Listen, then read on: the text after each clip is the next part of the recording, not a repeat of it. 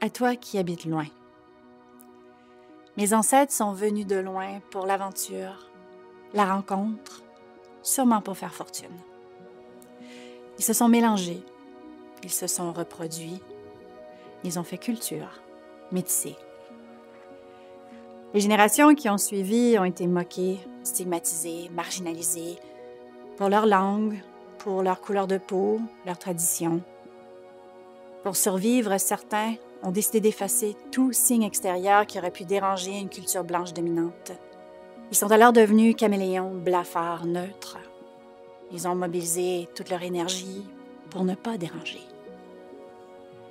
Ils ont vécu sans passé, sans identité culturelle.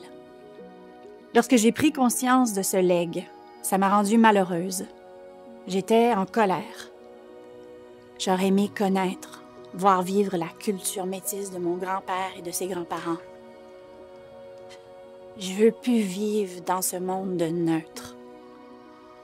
Au contraire, je veux prendre position, affirmer mon patrimoine et l'ouvrir en allant à la rencontre de d'autres cultures. Heureusement que maintenant, nous sommes forts de notre curiosité qui nous porte et nous pousse à mener à notre tour nos propres aventures et rencontres. Celle de vivre et d'inscrire notre présent aux annales de la postérité. J'ai l'immense privilège de diriger le plus vieux théâtre francophone du pays, le Théâtre Cercle Molière à Winnipeg.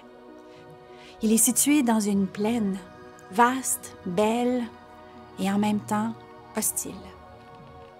Mon théâtre s'appuie sur son histoire, une histoire de cercle où je veux croire que tout le monde a sa place. Un cercle ouvert sur un domaine composé de toutes les couleurs, de toutes les traditions, de toutes les formes. Il y a de la place pour tout le monde ici. Après tout, l'espace est vaste. Mais il faut vouloir y être, accepter de partager sa place. Comprendre que le neutre d'hier, le dominant, le dominé, le blanc, l'étranger, n'ont plus leur raison d'être. Le théâtre n'est-il pas cet espace privilégié?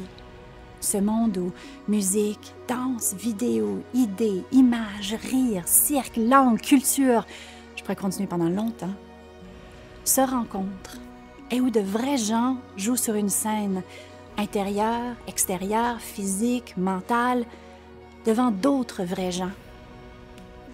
C'est un art du vivant où tout est possible tout en étant rempli d'inconnus et de mystères.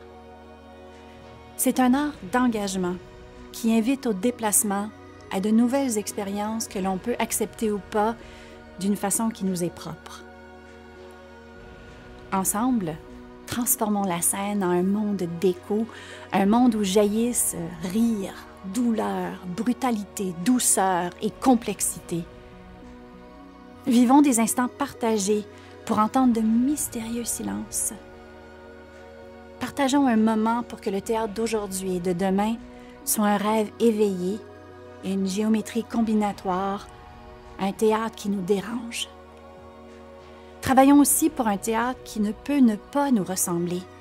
Il nous faut un théâtre où l'universalité et la complexité humaine se rencontrent pour faire en sorte que les prochaines générations puissent s'exprimer comme elles le veulent, sans la contrainte de se dire « je ne suis pas de la culture dominante, je ne peux pas me le permettre, je n'ai pas ma place ici ». Et pour que bientôt la culture s'enrichisse de toutes les cultures.